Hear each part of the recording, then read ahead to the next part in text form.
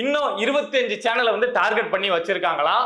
இது போக ஒரு அதிர்ச்சியான விஷயம் என்ன அப்படின்னா, இன்னைக்கு காலையில ஃபெலிக்ஸ் அவர்களை, ரெட்ஃபிக்ஸ் சேனல் இருக்குல்ல அதோட உரிமையாளர் ஃபெலிக்ஸ் அவர்களை வீடு பூந்து அதிரடியா திமுக வந்து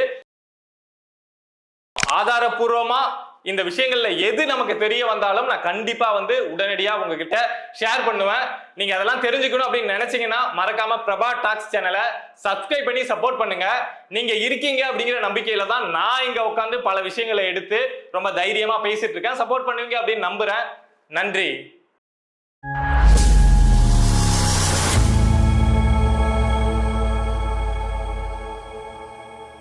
அனைவருக்கும் வணக்கம். போன வீடியோவிலேயே சொல்லியிருந்தேன், திமுக சைட்ல இருந்து அவதூறு பரப்பாதீங்க அப்படின்னு ஒரு செய்தியை வெளியிடுறாங்க. எம்.கே. ஸ்டாலின் அவர்களே வந்து வீடியோல பேசுறாங்க அப்படின்னா அடுத்து கைது நடவடிக்கை இருக்கும் அப்படின்னு சொல்லியிருந்தேன். அதே மாதிரி நேற்று இரவு 3 யூடியூபர்ஸை கைது பண்ணியிருக்காங்க. இன்னும் 25 சேனலை வந்து டார்கெட் பண்ணி வச்சிருக்காங்களாம். இது போக ஒரு அதிர்ச்சியான விஷயம் என்ன அப்படின்னா, இன்னைக்கு காலையில ஃபெலிக்ஸ் அவர்களை, ரெட்ஃபிக்ஸ் சேனல் இருக்குல்ல அதோட உரிமையாளர் ஃபெலிக்ஸ் அவர்களை வீடு பூந்து அதிரடியா திமுக வந்து கைது பண்ணியிருக்காங்க. என்ன காரணம் அப்படின்னா, வதந்திகளை, இந்த கரூர் துயர சம்பவம் இருக்குல்ல இது சம்பந்தமான வதந்திகளை ஃபெலிக்ஸ் அவர்கள் தமிழ்நாடு முழுக்க பரப்புனாங்களாம். சோ இதனால மக்கள் ரொம்ப பதட்டமாயிட்டாங்க, பயமாயிட்டாங்க அப்படின்னு சொல்லிட்டு இப்போ அந்த கைது அப்படிங்கிறது நடந்திருக்கு. உங்களுக்கே தெரிஞ்சிருக்கும், ரெட்ஃபிக்ஸ் சேனல்ல 2-3 நாளா இந்த விஷயத்தை பத்தி ஃபெலிக்ஸ் அவர்கள் வந்து எந்த அளவுக்கு டீட்டெயில்டா எடுத்து பேசிட்டு இருந்தாங்க. இதுல அரசுடைய தோல்வி வந்து எந்த அளவுக்கு இருக்கு, திமுகவுடைய திட்டமிடல் எந்த அளவுக்கு இருக்கு அப்படிங்கிற விஷயத்தெல்லாம் ரொம்ப தெளிவா, ஏன்னா உங்களுடைய அனுபவம் அப்படிங்கிறது வேற, பல வருஷமா இதுல பயணிக்கக்கூடியவங்க. சோ அதனால ரொம்ப தெளிவா, ரொம்ப ஆத்தன்டிகேட்டடா எடுத்து பேசிட்டு இருந்தாங்க. அதெல்லாம் பார்த்த திமுக வைத்தறிச்சல்ல இப்ப கைது அப்படிங்கிறது பண்ணிருக்கு. அவங்களே கைது பண்ணுது அப்படின்னா மத்தவங்க பேசக்கூடியவங்களை கைது பண்றதுக்கு கேட்கணுமா என்ன? ஃபெலிக்ஸ் அவர்களுக்கு எல்லாம் இந்த ஃபீல்டுல வந்து ரொம்ப எக்ஸ்பீரியன்ஸ். யூடியூப்லாம் தொடங்கப்பட்ட காலகட்டத்திலேயே அவரும் யூடியூப் தொடங்கின ஒரு நபர். தமிழ்நாட்டுல யாருப்பா ஸ்டார்டிங்லயே யூடியூப் தொடங்கினா அப்படின்னா ரெட்ஃபிக்ஸ் ஃபெலிக்ஸ் அவர்களுக்கும் இடம் உண்டு. அவ்வளவு முக்கியமான நபர். அதுக்கு முன்னாடி மெயின் ஸ்ட்ரீம் மீடியாவில் பல வருஷங்கள் டிராவல் பண்ண நபர்.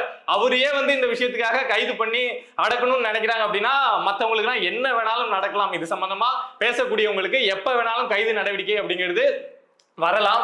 ஏன் திமுகவுக்கு இவ்வளவு வன்மம் அப்படின்னா, இந்த விஷயத்தை பத்தி யாரும் பேசக்கூடாது அப்படின்னு ஏன் இவ்வளவு வன்மம் அப்படின்னா, நான் சொல்றதை கேளுங்க, உங்களுக்கே புரிஞ்சிடும். இந்த சம்பவம் நடந்த உடனே, சனிக்கிழமை இரவு இந்த சம்பவம் நடந்த உடனே ஒரு 12 மணி நேரம், காலையில ஒரு 7-8 மணி வரைக்கும் மற்ற அரசியல் கட்சி தலைவர்கள்லாம் அங்க போற வரைக்கும் என்ன ஒரு நரேட்டிவ் அங்க செட் பண்ணப்பட்டது அப்படின்னா, விஜய் துரோகத்தை பண்ணிட்டாரு, இவ்வளவு பெரிய கொலையை பண்ணிட்டாரு, 40 பேர்களை அவர் கொலை செஞ்சுட்டாரு, இதுக்கு முழுக்க முழுக்க காரணம் தாவேகா தான் அப்படிங்கிற ஒரு நரேட்டிவ் அப்படிங்கிறது செட் பண்ணப்பட்டது.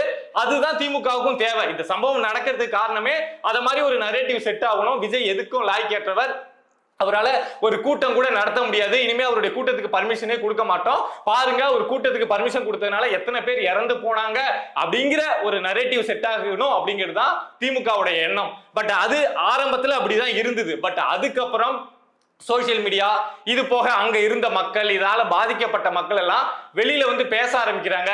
இல்லங்க இந்த சம்பவம் அப்படிங்கிறது வேற, இதுக்கு பின்னாடி இவ்வளவு குண்டர்கள் உள்ள இருக்காங்க, இவ்வளவு பிரச்சனை அப்படிங்கிறது இருக்கு, இது திட்டமிட்டு நடந்த சதி அப்படின்னு ஒவ்வொருத்தரா பேச ஆரம்பிச்சதுக்கு அப்புறம் அதுக்கேற்ற மாதிரி நிறைய ஆதாரங்கள் அப்படிங்கிறது, அவங்களே ஒரு தப்பு செய்யறாங்க அப்படின்னா அங்கங்க தடைகள் விட்டுருப்பாங்கல்ல, அத மாதிரி அவங்க விட்ட தடயங்கள் வெளியாக ஆரம்பிச்சதுக்கு அப்புறம் இந்த நரேட்டிவ் அப்படிங்கிறது முழுசா திமுக பக்கம் மாறுது. விஜய் தான் இதுல குற்றவாளி அப்படிங்கிற மாதிரி ஒரு 12 மணி நேரம் 10 மணி நேரம் பேசிட்டு இருந்த மீடியாக்கள் எல்லாமே அப்படியே மாறி திமுக இதுக்கு பின்னாடி இவ்வளவு சம்பவம் செஞ்சிருக்கு, ஆமாப்பா திமுக அப்படிலாம் பண்ணுவாங்கதான்ப்பா, கடந்த காலங்களில் இப்படி எல்லாம் பண்ணிருக்காங்கப்பா அப்படின்னு சொல்லி நிறைய பேர் பேச ஆரம்பிக்க, மக்களுக்கு வந்து விஜய் இங்க ஒரு பலிகடா ஆக்கப்பட்டிருக்காரு, இங்க தெரியாம வந்து திமுக சதி வலையில வந்து விஜய் விழுந்துட்டாரு அப்படிங்கிற எண்ணம் வர ஆரம்பிச்சது. ஒட்டுமொத்த மீடியாக்களும் திமுகவுக்கு எதிராகவும் அந்த செந்தில் பாலாஜி குரூப்புக்கு எதிராகவும் திரும்பினதுனால ஆதாரங்கள் ஒன்னுத்தையும் எடுத்து சோசியல் மீடியாவில், யூடியூப் சேனல்ல அப்படியே எக்ஸ்போஸ் பண்ணிட்டு இருந்ததுனால இதை எப்படி கண்ட்ரோல் பண்றது அப்படின்னு தெரியல. திமுகவுக்கு வன்மம் வந்து ஓவர்லோட் ஆயிடுச்சு. நாம ஒரு திட்டம் போட்டோம், இந்த செந்தில் பாலாஜி சொதப்பிட்டாரு அப்படிங்கிற கோபம் வந்திருக்கலாம். செந்தில் பாலாஜி திட்ட முடியாது, காசு தர மாட்டாரு அப்படின்னு சொல்லிட்டு யாரெல்லாம் இந்த விஷயத்துல திமுகவை திட்டுறாங்களோ, ஆதாரத்தை எடுத்து வெளியிடுறாங்களோ அவங்க மேல நம்ம கோபத்தை காட்டிடும் அப்படின்னு திமுக இப்போ இறங்கி இருக்காங்க. இன்னும் இந்த கைது நடவடிக்கை அப்படிங்கிறது அடுத்தடுத்து மேபி தொடரலாம். என்ன பண்ணுது அப்படின்னு பார்ப்போம். திமுக இதை மாதிரி செய்யறதுல எனக்கெல்லாம் ஒரு பெரிய ஆச்சரியமும் கிடையாது. அவங்களுடைய கடந்த கால வரலாறு எல்லாமே எனக்கு தெரியும். இந்த ஆட்சியில வந்ததுக்கு அப்புறம் மட்டுமே எத்தனை பேர் மேல குண்டாஸ் போட்டிருக்காங்க, அந்த குண்டாஸ் வந்து பொய்யான குண்டாஸ் அப்படின்னு எத்தனை பேர் அதை உடைச்சிட்டு வெளியில வந்திருக்காங்க அப்படிங்கிற விஷயம்லாம் நமக்கு தெரியும். பட் என்ன பண்றாங்க அப்படின்னு பார்ப்போம். இது போக இன்னொரு விஷயம் என்ன அப்படின்னா, எஃப்ஐஆர் போட்டிருப்பாங்கல்ல இந்த வழக்குல. இப்போ வந்து ஒரு இன்வெஸ்டிகேஷன் டீம் அப்படிங்கறத ஃபார்ம் பண்ணிருக்காங்க, ஒரு தலைமையா ஒருத்தவங்களை வச்சு ஃபார்ம் பண்ணிருக்காங்க. சோ அதுல எஃப்ஐஆர்ல என்ன பதியப்பட்டிருக்கு அப்படின்னா, ஃபர்ஸ்ட் 3 காரணம், முக்கியமான காரணம் சொல்லப்பட்டிருக்கு. என்ன அப்படின்னா, 10,000 பேருக்கு தான் தமிழக வெற்றி கழகம் வந்து பர்மிஷன் கேட்டாங்க, வந்தது 25,000 பேரு. அது ஒரு காரணம் இந்த சம்பவம் நடக்கிறதுக்கு.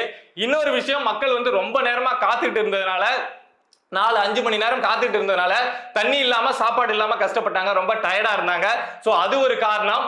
இன்னொன்னு, விஜய் வேணும்னே அந்த ரோட் ஷோ வந்து ரொம்ப தாமதமா நடத்தினாரு, அதனாலதான் இந்த உயிரிழப்பு நடந்திருக்கு அப்படின்னு சொல்லிட்டு எஃப்ஐஆர்ல பதிஞ்சிருக்காங்க. உங்களுக்கு தெரிஞ்சிருக்கும், இவங்க தரப்புல இருந்து தான் கரூர்ல அந்த மீட்டிங் பாயிண்ட்ல வந்து 3 மணில இருந்து 10 மணிக்குள்ள விஜய் வரலாம் அப்படின்னு சொல்லிட்டு காவல்துறை தான் அவருக்கு அனுமதி கொடுத்திருக்கு. பட் எஃப்ஐஆர்ல இப்படி போட்டிருக்காங்க. பட் எஃப்ஐஆர் போடுறாங்க அப்படின்னா அது அரசாங்கத்துக்கு சாதகமா எஃப்ஐஆர் போடுறது அப்படிங்கிறது புதுசான விஷயம் கிடையாது. இதுக்கு முன்னாடி திருபுவனம், மடப்புறம், காளி கோவில் அஜித்குமார் அப்படிங்கிற ஒரு காவலாளி இறந்து போனார்ல, அதுல கூட எஃப்ஐஆர் வந்து அரசுக்கு சாதகமா தான் போட்டிருந்தாங்க. பட் அதுக்கப்புறம் அந்த வழக்கு வந்து சிபிஐக்கு மாற்றப்பட்டதுக்கு அப்புறம் அந்த எஃப்ஐஆர் வந்து திருத்தப்பட்டு என்ன நடந்தது அப்படிங்கிற விஷயம்லாம் சேர்க்கப்பட்டது. அதே மாதிரி இப்போ எஃப்ஐஆர் வந்து அவங்களுக்கு சாதகமா கோர்ட்ல போனா எது நமக்கு ஃபேவரா இருக்குமோ அதை மாதிரி போட்டிருக்காங்க. பட் அது நீதிமன்றம் தான் முடிவு பண்ணும். நீதிமன்றத்துக்கு போச்சு அப்படின்னா அந்த எஃப்ஐஆர் வந்து எப்படி மாத்துறது என்ன அப்படிங்கறத நீதிமன்றம் முடிவு பண்ணும். நீதிமன்றம் ப்ராசஸ் என்ன போயிட்டு இருக்கு அப்படின்னா, தமிழக வெற்றி கழகம் சார்பில இருந்து மதுரை கிளை அங்க வந்து பெட்டிஷன் அப்படிங்கறத போட்டிருந்தாங்கல்ல, எங்களுக்கு வந்து ஒரு சிபிஐ டீம் விசாரிக்கணும் இந்த கேஸை, இல்லைன்னா ஒரு ஸ்பெஷல் இன்வெஸ்டிகேஷன் டீம் விசாரிக்கணும் அப்படின்னு சொல்லிட்டு சில ஆதாரங்களோட அந்த பெட்டிஷன் அப்படிங்கறத போட்டிருந்தாங்கல்ல, அதுக்காக மதுரை உயர்நீதிமன்ற அந்த கிளையில வந்து அதுக்கான ப்ரொசீஜர் எல்லாமே நடந்துட்டு இருக்கு. சிபிஐ தரப்புக்கும் நோட்டீஸ் அப்படிங்கிறது கொடுக்கப்பட்டிருக்கு. அதாவது சிபிஐ தரப்பு வழக்கறிஞர்னு ஒருத்தவங்க இருப்பாங்கல்ல, இந்த வழக்குல சிபிஐ தரப்புல இருந்து கோவிந்தசாமி அப்படிங்கிற ஒரு அட்வொகேட் தான் வந்து வர போறாங்க. எதுக்காகப்பா, இப்பதான் இவங்க பெட்டிஷன் போட்டு கேட்டிருக்காங்க எங்களுக்கு சிபிஐ வேணும் அப்படின்னு சொல்லிட்டு, அப்புறம் என்னத்துக்கு நீதிமன்றம் தரப்புல இருந்து சிபிஐ அட்வொகேட்டுக்கு ஒரு இத மாதிரி ஒரு காப்பி கொடுத்திருக்காங்க, இது சம்பந்தமா ஒரு காப்பி கொடுத்திருக்காங்க அப்படின்னா, அவங்க சிபிஐ தரப்புல அவங்களுடைய ஒரு விஷயம் இருக்கும்ல, சொல்லுவாங்கல்ல இந்த வழக்கை எடுத்து நாங்க விசாரிக்கலாம், இல்ல எங்களுக்கு இதுல வந்து அப்ஜெக்ஷன் இருக்கு அப்படின்னு சொல்லிட்டு சிபிஐயும் இதுல ஃபார்முலா வந்து ஒரு இதுவா சேர்க்கப்படுவாங்க. சோ எல்லாரையும் வச்சுதான் இவங்க சிபிஐ கேட்கிறாங்களா, சிபிஐ தரப்பு, அரசு தரப்பு, தமிழக வெற்றி கழகம், நீதிமன்றம் எல்லாரையும் வச்சுதான் இந்த வாதங்கள் அப்படிங்கிறது நடக்கும். சோ இன்னைக்கு மதியம் 2:15 மணிக்கு இந்த வழக்கு வந்து நடப்பதற்கான வாய்ப்பு அப்படிங்கிறது மதுரை கோர்ட்ல உண்டு. அதுக்கான ஆயத்தம் அப்படிங்கிறது எல்லாமே நடந்துட்டு இருக்கு. பட் என்ன நடக்குது அப்படின்னு பார்ப்போம். இன்னொரு ஆப்ஷன் சொல்றாங்க, இன்னைக்கு 2 மணிக்கு இல்ல முடியாம போச்சு, இந்த வழக்கு வரல அப்படின்னா திரும்ப வெள்ளிக்கிழமைக்கு விசாரணைக்கு வரும் அப்படிங்கிற விஷயத்தையும் தகவலையும் அங்க இருக்கக்கூடிய சில நண்பர்கள், சில வழக்கறிஞர்கள் நம்ம கிட்ட சொல்லியிருக்காங்க. தொடர்ந்து பேசுவோம். ஆதாரபூர்வமா இந்த விஷயங்கள்ல எது நமக்கு தெரிய வந்தாலும் நான் கண்டிப்பா வந்து உடனடியா உங்ககிட்ட ஷேர் பண்ணுவேன். நீங்க அதெல்லாம் தெரிஞ்சுக்கணும் அப்படின்னு நினைச்சீங்கன்னா மறக்காம பிரபா டாக்ஸ் சேனலை சப்ஸ்கிரைப் பண்ணி சப்போர்ட் பண்ணுங்க.